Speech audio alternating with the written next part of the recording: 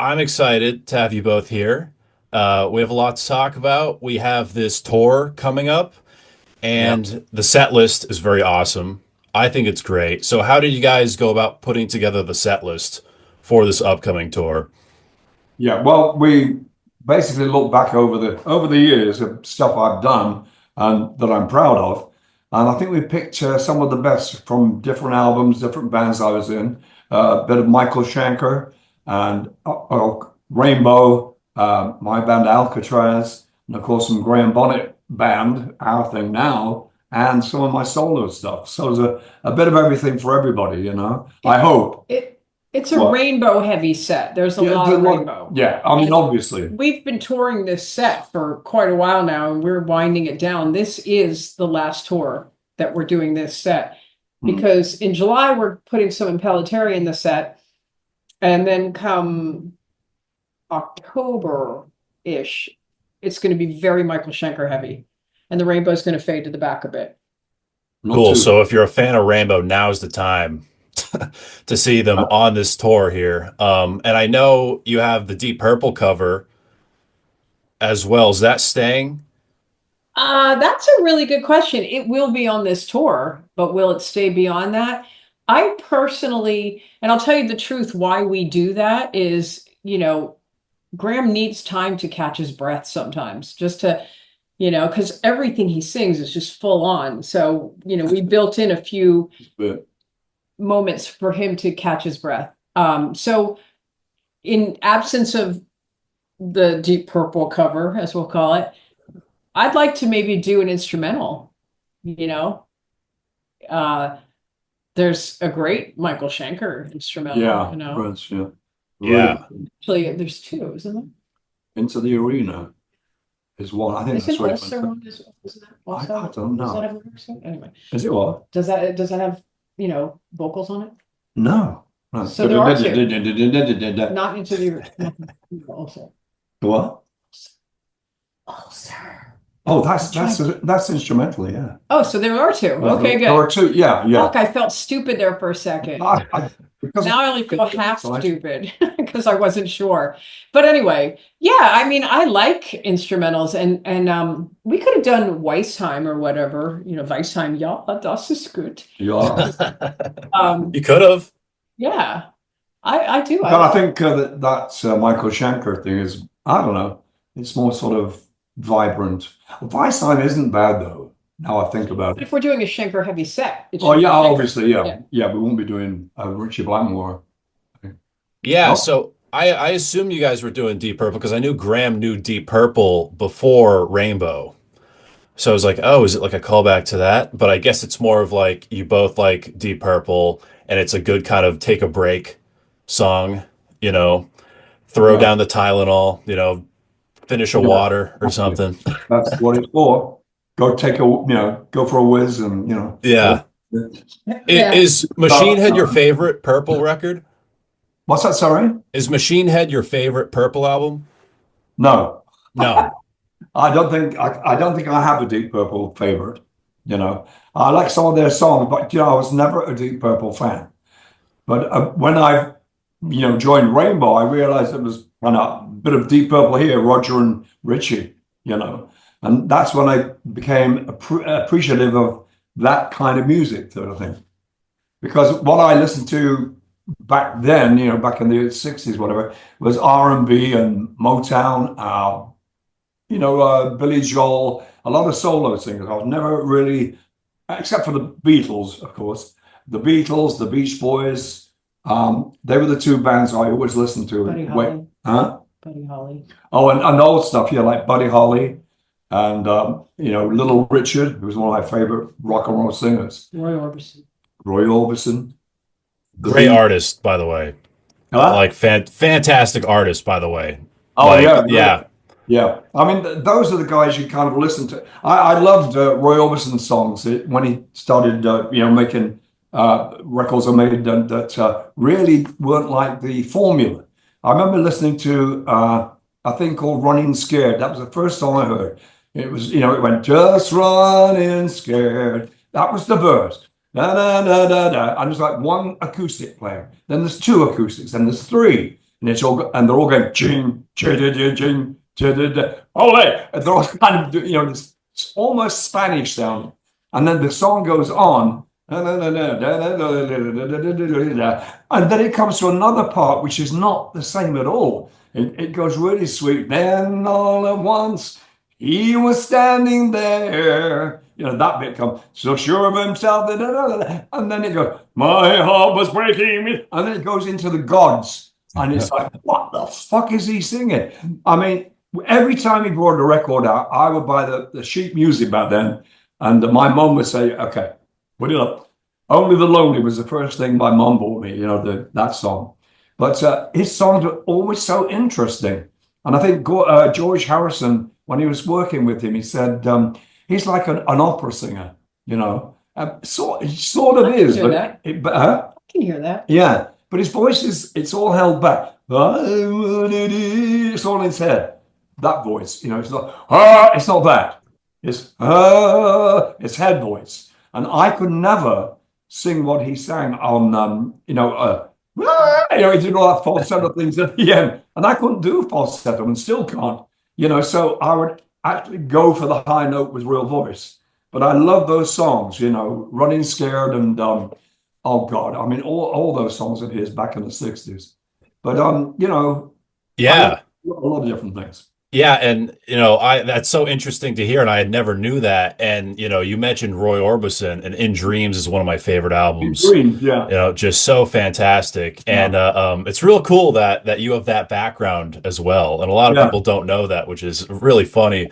I do want to ask about, Graham Bonnet Band, fantastic. I'm glad that a few of those tracks have snuck into the set list.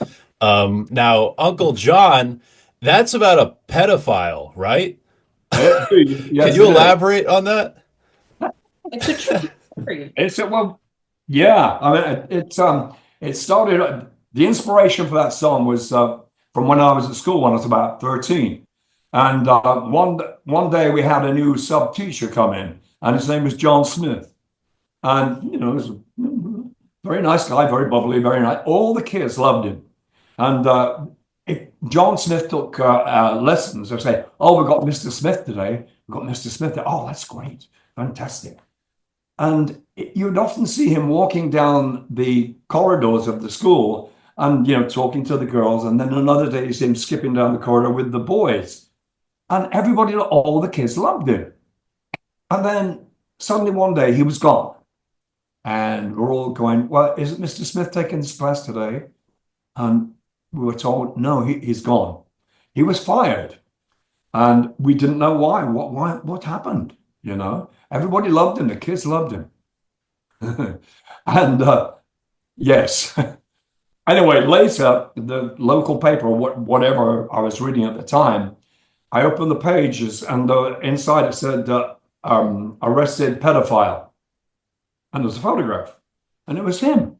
It was John Smith, whose real name was George Smith. No, it was a different name completely, So that John Smith, and there's so many John Smiths in England, and he was put away, and I couldn't believe it. So the idea for that song came from that, because I say in the song, what do I say? Something about the kids love him so or something. That's what the kids lovingly call him. Oh yeah, that's what the kids love, Uncle John. That's what the kids lovingly call him, Like they treated this John Smith in my school like that way, like, oh, Mr. Smith. But I made it, something to do with a completely sort of fictional bunch of people. Can I point something out? Because I am so enamored with Graham's writing style, his ability. The lyric, this can't be him. Let me look. Wait a minute. It's him. It is. Oh, yeah, it is. This can't be him. Let me look. Isn't that insane? And it flows perfectly. Oh, But also, I was sitting there learning Hiroshima Mon Amour for the first time, and I stopped and he was in the room with me, and I said, Graham, did you use a chemical formulation in this lyric? He's like, yeah. Yeah. C7H5O6N2. Yeah, it's I remember listening to was it Waiting for the Break of Day? What's that song? Chicago. Chicago. And I thought, 926, what are they singing about? And he was just saying the time. Yeah. That was the time. And I didn't get it at first. I thought, that sounds so great, you know. Yeah. And I was reading the Guinness Book of Records or something, and I saw it was about the bomb being so huge that it would, you know, whatever it would do. And the formula was there for what it was, you know, how much, you know, TNT it was. And it was like, fuck, it was frightening. And so I put it into the song because Hiroshima, what happened,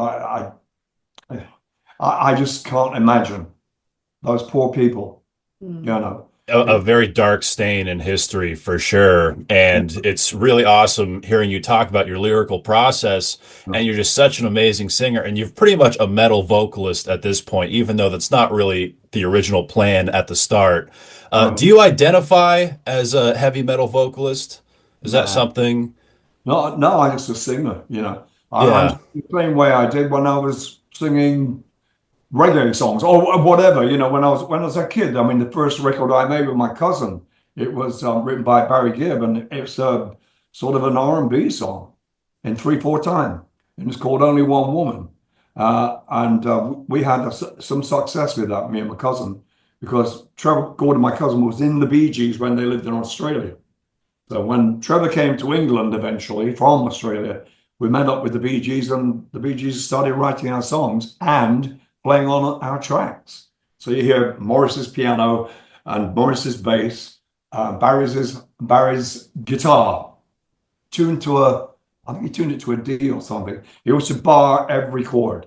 And then when you say to him, what is that chord there? It would be a diminished chord. It was like, how the fuck do you do that? Because a diminished chord is pretty hard to play anyway. But with a detuned guitar, it's like, it looks odd. It's very odd. But I mean, Barry and the brothers, we were very, very close to them, and I still am, you know, as far as Barry's concerned. You know, I've seen those guys grow from being 13-year-old kids in Australia, trying to be the Beatles, to coming to England, and they're suddenly like, shit, you know, the biggest thing ever. Right. Yeah. And my cousin was part of the band. It was called Trevor Gordon and the Bee Gees. Trevor was the lead singer and guitar player. But then they split up. The brothers came to England. My cousin stayed in Australia. Then eventually, when he did come back, that's when we hooked up with the Bee Gees again, when they were living in London. Right. And speaking of the Bee Gees, Warm Ride is a song you're very familiar with. Yeah. Was that almost on the Saturday Night Fever soundtrack, your cover? Yeah. Really? It would have been, yes. It was, and it was written later by Robin. Robin made that, Robin Gibb. And it wasn't put into the movie because all the other songs were done and, you know, ready to go. So that, I wish it had gone in the movie now, because it would be good. It'd be great for me anyway. And obviously for the writers of the song. Yeah, I like that song. We went to Australia a little while ago, 2 years ago, 3 years ago, whatever it was. And the people in the audience were saying, why don't you do Warm Ride? Nobody knew it. You know, we didn't rehearse Warm Ride. So I ended up with a freaking guitar, acoustically, singing Warm Ride. And I had to listen to Warm Ride before, you know, how's it go? You know, I didn't play on that, you know. So I ended up playing, you know, learning the chords and, you know, in a couple of minutes, whatever, and started playing it. And it was quite good. They loved it because I'm singing on a fucking acoustic. Yeah, and that was like around a year before Rainbow, right? Yeah. Like which is such a crazy transition. No, I don't think anyone has had such a whiplash. How did you go about changing your vocal style? Did it feel natural, or did you have to do a lot of adjusting when it came to singing a more fast-paced heavy metal? Yeah. No, I mean, it was no different. It was no different, just different kind of melodies and probably more aggressive a little bit here and there. But it's still just the voice I've always been using, you know, since I was a kid, since I was in my 20s when, you know, the Marbles happened. I was actually 19. But, you know, it's the same voice. And that's why I got the job in Rainbow. Richie liked the old stuff I did when I was 19. 18 or 19 with my cousin. And he got me into the band because he heard a tape and asked someone, where is this guy now? He heard a tape of our song, Only One Woman. And he said, where is this guy now? And Roger Glover was working with one of my friends, Mickey Moody, in England.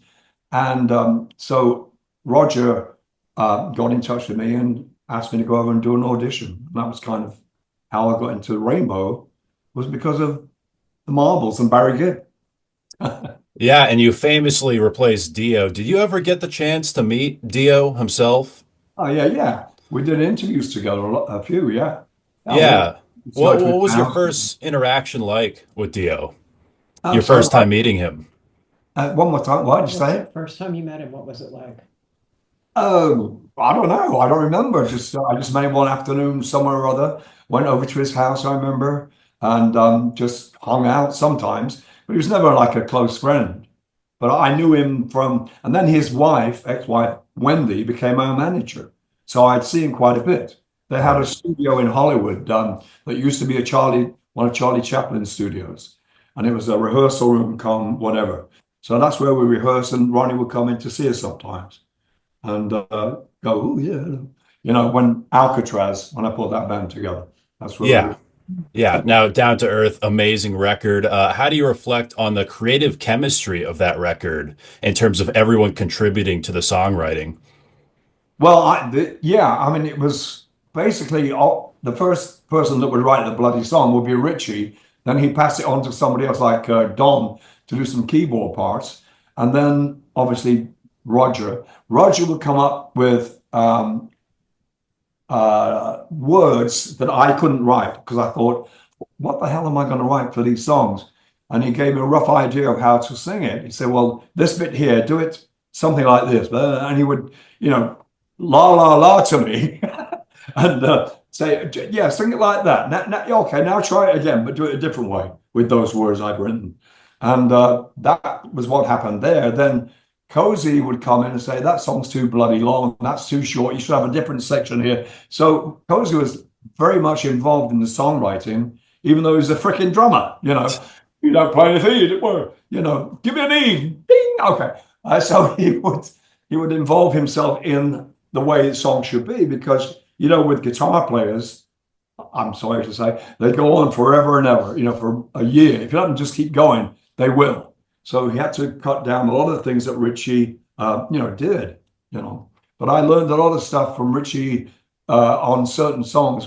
He would play me something on his acoustic, and that was easier for me to sort of imagine how it would be when the whole freaking orchestra was on there. For Yeah. sure. Yeah. And Since You've Been Gone became a major hit of that record. And, to cover that song, was there a debate whether the band should cover it or not, or was everyone on board? What's that? No, did we want to do it? Yeah. Yeah, no, not at all. I remember Cozy going around, man, saying that fucking, he was angry as hell, like, we're not doing that fucking song, because we'd done all the, all the serious stuff, the dark and mystical and the lovely R&B and this, that, and the other bluesy stuff, whatever. And Since You've Been Gone was one of the ultimate in pop songs. And we heard a copy of that by a girl band called Clout. And they played it to me one afternoon, so I get the idea of how the melody went. And I said, "What? We're going to do this?" And yeah, the manager of the band said we've got to have something that's radio friendly because Rainbow, no one knows who fucking Rainbow is. I never heard of him, and I lived in England at this time. I never heard of Rainbow. I knew who Deep Purple was, but Rainbow, no. And so he said, "Look, you've got to do this." And Richie really didn't want to fucking do it either. And I heard it and I thought, no, how can I sing that bloody thing? And so I just sang like I do. And Roger was there helping me. He said, yeah, do that bit a bit like that. Do a bit of falsetto on that, whatever. We just messed around with it to make it completely different from the original version or the version we heard. Russ Ballard did that back in 1970 something. He had his own version. And I've seen that and it's completely different. Very different. I made it a little bit more, rock, if you will. Yeah. Yeah. And while recording that and choosing to cover that track, did you think it would become the massive hit it became? No, not, I didn't think it even get played on the bloody radio, to be honest with you. And then suddenly it becomes on, everybody knew it in England and here and everywhere, you know. So now it's become like Rainbow, Since You've Been Gone, you know, it's like the song for that band. They're identified by that a little bit, I think, you know. It was such a surprise to me. It pleased my mum and dad and my brother and, you know, my family. It was like, Graham, you're on the radio. Oh, bloody hell. I'm like, I mean, I was in shock as much as they were. You know, it's like, you're kidding me, aren't you? And it went right into the chart up there. You know, it's like, fucking hell. You know, this is amazing. And we come over, you know, we play in America, and everybody in America knew the damn song. And I was so surprised they're singing along with me, you know. Yeah, and the track got a massive boost recently. Guardians of the Galaxy 3 featured it as Yeah, like their main song. yeah. So many people are discovering it now, and it's really like just awesome that it just comes back around, you know? I don't know how we saw it early. Recently? Yeah, Oh, yeah, yeah, yeah. we were laying around watching something or streaming something, and it was from BritBox, and it took place in a pub. They were at a wake, and all of a sudden I hear, you know, and I'm like, oh my God, is that what I think it is? But it's not Graham singing, it's this woman doing karaoke horribly. Laughing our butts off. Yeah. But I mean, it's been in so many things. Why not, you know? Yeah, Yeah. I got a call from somebody or something that said, "Have you heard the promo? Seen the promo for Guardians of the Galaxy?" I said, "No."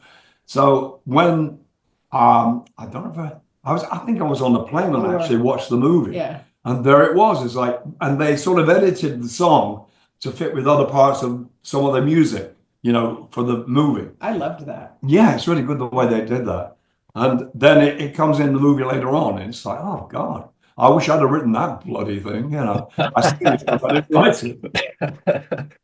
So, you know, you've worked with so many guitarists in the years, some better or worse, you know. You've worked with so many. Who do you think is the most underrated guitarist you've ever worked with?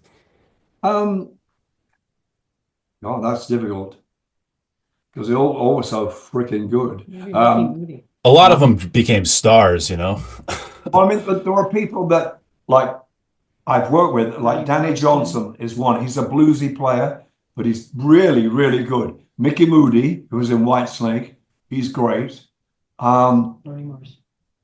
Then there's, you know, of course, there's Bernie Marsden, who is a great singer and player, and Gary Moore, who was, well, he wasn't Yeah, I was going to underrated, say. but I mean, he was.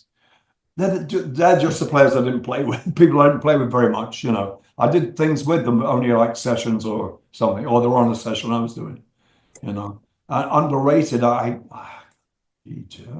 It's so hard, you know. I'm just curious because you've worked with so many guitar legends, Yeah. you know, where it's like, is there anyone who maybe flew under the radar? But, you know, it seems like they've Yeah. all just been If I very successful. I don't know of Maybe anyone. Akira from Oh, maybe. What's his first name? Akira. Akira from Anthem. Yeah, you know, the Japanese band Anthem, Akira is a really good player, and they're a great band. I know we played with them. Well, I did, didn't Yeah, I? Did you did? I was there. Oh, you were there, yeah. Excellent band. Oh God, Yeah, they're great. that So, drummer. Oof. Yeah. they're really great. You know, I love that band, really do. I'm looking forward to seeing them again. I hope we get over to Japan sometime soon. Yeah, we're overdue, Yeah, in my humble opinion, because it's my favorite place on earth. yeah. I like Naoto. Naoto came on stage with us and he played guitar while Beth was playing bass, because Naoto's a bass player, you know, and he said, I'm not a guitar player, but he did really good. He did a really nice job. He was so loud. Oh my God. They love you guys in Japan. All the footage I've seen, everyone is just going crazy. It's really awesome that, you know, Japan loves a lot of these, you know, metal rock artists. Yeah, I'm glad. Still to this day, I mean, I've been going over there since 1980, and it's always good, you know. And now the older people that are, you know, getting up to be my age or whatever, they're bringing their nephews and nieces and et cetera, et cetera. So the audience is getting younger and changing a little bit. But I always see people I've known for a long time there, for freaking years. It's great. Yeah. We had a party for my birthday, and we were jamming with just a bunch of like friends of, of our friends or whatever. And it was so great. It was so fun. I want to do that again. Yeah, there were, a local band members were all coming up from, what city was that? That was Tokyo. It was Tokyo. Yeah. Local guys were coming up and playing, whatever Everything, song. yeah, whatever, like any instrument that, I would sit it out sometimes and somebody else would. There were 3 women dressed as Graham Bonnet that night. That was the best. Yeah, I mean, can't any better than that, can you? Yeah, it was good. And then they asked me to go up, and they did Eyes of the World, these guys. And it wasn't bad. It wasn't bad at all. They'd all interchanged. The guy that was playing bass at one point was now playing guitar. And do you remember the girl keyboard player? She was really good. She was good. Yeah, she was. But I'm going up there. Oh crap! Are you fucking kidding me? Because it was a party and everybody's like, oh my god! My girlfriend who threw the party for me was absolutely blotto by the end of it. But it was good, those people had so much fun, and I was glad I was there, and it was great for Beth-Ami because she was really old. Oh, you're such an ass. I'm not Japanese, but I feel an immense kinship to Japanese people, so much so that I actually took the time to attempt to speak the language. And I, when I was doing that 30 years ago, I spoke pretty well. I obviously have forgotten a bunch since then, but the kinship feeling is not lost. That's still strong as ever. They're just the nicest, most passionate people. They're so loyal musically. They stick by you, and they're kind. They're sweet. He was talking about Hiroshima. I went to the Peace Memorial like 25 years ago, and I just sobbed, what we did to them. And yet here they are so, welcoming to us, Such an awesome culture. And I'd love to learn Japanese as well at some point, but unfortunately I'm still learning English. So I know that's hard enough, right? Yeah. Yeah. So I'm really excited to see you guys. Graham, your vocals are fucking phenomenal, and they've held up so well, and they've aged like I've seen people say online, like a fine wine. What's your opinion on a lot of these artists using backing tracks live? That's become a very popular trend nowadays. Yeah, that's okay. That's okay if they want to put on a good show and they don't feel like playing certain things live, which is usually the singer or backing singers, whatever. That's okay because people want to see the show and they want it to sound as much like the record as it is, as they know, and if it's not good, then, that's the thing is I feel like as long as it's not the entire show is on tracks, we obviously, if you see Conrad doing a lead, but you're hearing a rhythm guitar. Yeah, because he's put a rhythm guitar. Yeah. And there's little nuances and things like that that you kind of have to do. And I don't think there's any shame in that. But I think if you're an aging band and people just want to see you no matter what, maybe have a little help, But I don't think you should lean on it as a crutch. If you have the ability, you should still be using it. Yeah. And Graham? Here's getting better like a fine wine, as you would say. It's everywhere. I mean, every Beyonce concert or whomever you see. Frankie Valli. Oh, God. A bunch of dancers, as much, on stage, the better, and then,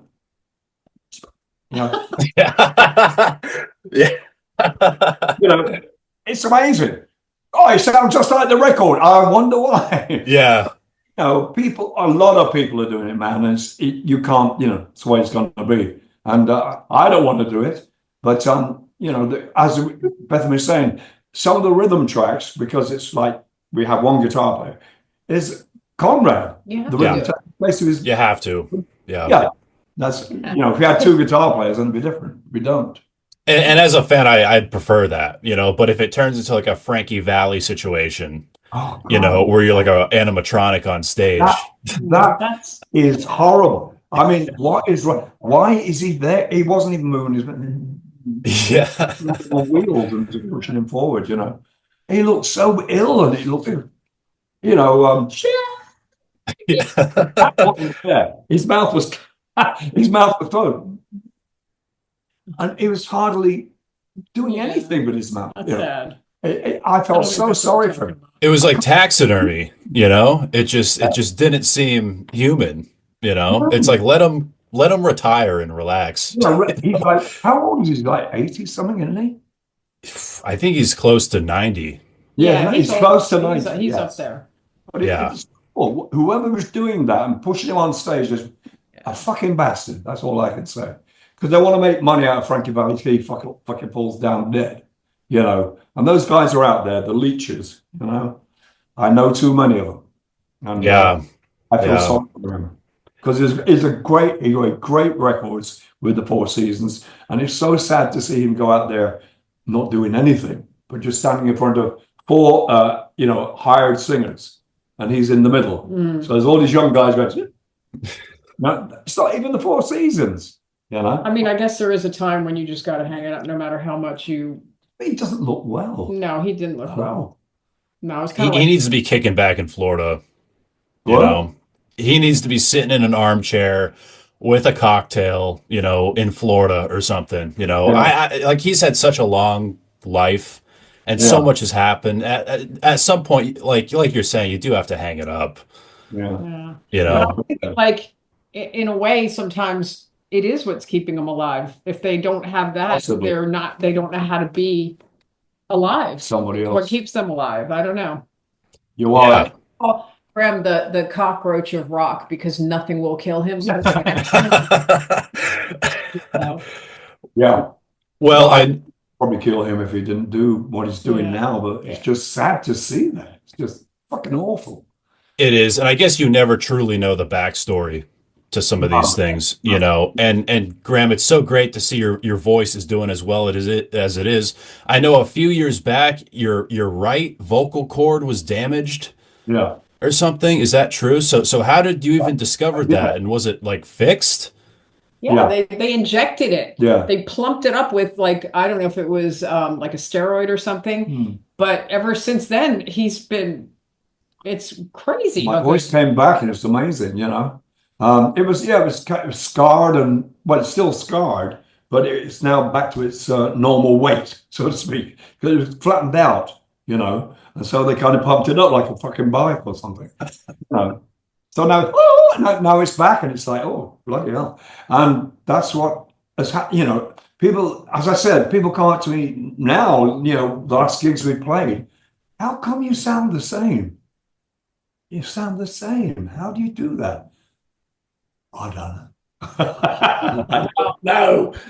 No, I just been lucky. That same doctor told him not to eat gluten anymore because that can cause inflammation. Yeah. Like, I got made fun of because I've had to be gluten-free because I have Hashimoto's disease, but now he has it too. And we just played in Spain, and after the show, the promoter's like, "Yeah, I got you some pizza." And I said, "Is it gluten-free?" He said, "Oh no, they didn't have that." I said, "What's Graham gonna eat?" He's like, "Oh, Graham can't eat." Like, and then he realized he screwed up. I'm like, "Ooh, that pissed me off." Terrible. Like, he didn't care if he was doing it to me, but he cared if he was doing it to Graham. But that is what it is. But Yeah. also, the doctor said you got to limit your coffee intake. Yeah. And so I watch them like a hawk because it can creep up if we're not careful.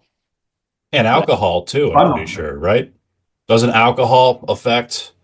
Yeah. well, he That's, doesn't drink I though. don't drink it. So I mean, that's the way it is. There's no alcohol backstage. Well, there is sometimes, but No, it doesn't. She usually chucks it out. I revised the hospitality rider. Yeah, So because we there's- have we have a couple of people who drink. well, they can get it at the bar. I'll Yeah. buy them a drink as long as there's not a bottle backstage, because we don't want any mishaps. No, We don't we need to don't. accidentally get a hold of something. You think it's water and it's actually vodka. Yeah, yeah, you never know nowadays, Yeah, and I people know. just want to get you drunk, That's you it. know. It's not worth it. It's not worth the fucking hangover, man. It's just doesn't faze me anymore. You know, everybody else drinking, that's fine with me. I know I'm an alcoholic. I know. I've been to AA. I've been in the fucking the house where you're locked in and you don't go anywhere. You just Sober hang out with a bunch of guys, and it's like prison, but you can't do anything. You're in this place. Now you'll do this at 6 o'clock in the morning. This is what's going to happen today, and it's horrible, absolutely But it horrible. worked. But but you don't want to do it again, and that's why I have a problem with somebody I know right now who's going through a terrible time. He's drinking like crazy. I've just heard today he's putting on weight, and he just doesn't care about anybody or anything. And it's very sad because I know what he's going through, and I've written to him, and I'm not getting any replies from him right now. You know, It's a and demon for sure. It yeah, really is. It's such a uh, demon, and it's really sad. I've had a couple people taken by alcohol, and it's yeah, always a shame. And it's something I'm always making sure I'm drinking it in moderation and that yeah, it doesn't become a crutch or doesn't become something that, I rely on. Especially, as a comedian, a lot of my fellow comics have like it's ruined their lives yeah. and musicians more so, if anything. So. I'm glad everything's going well, no booze, the voice sounds great and you Excellent. guys are absolutely killing it. And, you'll be in Illinois, Michigan, Pennsylvania, New York, New Hampshire, Massachusetts, where I am here in New Bedford, which I'm fucking pumped about. And I cannot wait to see you guys and New Jersey. Graham and Beth-Ami, thank you so much You're very welcome. for being on the podcast. Really, really means a lot to me, and I Yeah. cannot wait to see you guys. If there's anything I missed in terms of promotion, what's the future of the Graham Bonnet band look like? I'll ask the manager. Loads of tons of recordings. So we've got a live DVD that's going to be coming out any minute if I can get that ICI number from Conrad. Okay. We've got we're working on our fourth studio album. We've got European tours and a UK tour, possibly an Australian tour, possibly South America at the end of the year. I'm just pushing. I'm pushing and pushing because I want to get as much out of this life as we can. I want to play to as many people as we can. I want to create as much as we can. It's Graham Bonnet has become my legacy. You know what I mean? That and I have kids, but you know, he's such a powerhouse musically. I just want the whole world to hear him. They don't know who he is, but they should. He should have been a massive star. I think mistakes were made, but now in the twilight of life, I want to make sure that he's in everybody's ear. Yeah, and to get a follow-up from Day Out of Nowhere is so fucking awesome. And how long have you guys been working on this follow-up album? Oh, about 5 minutes. But No. yeah, anyway, Today.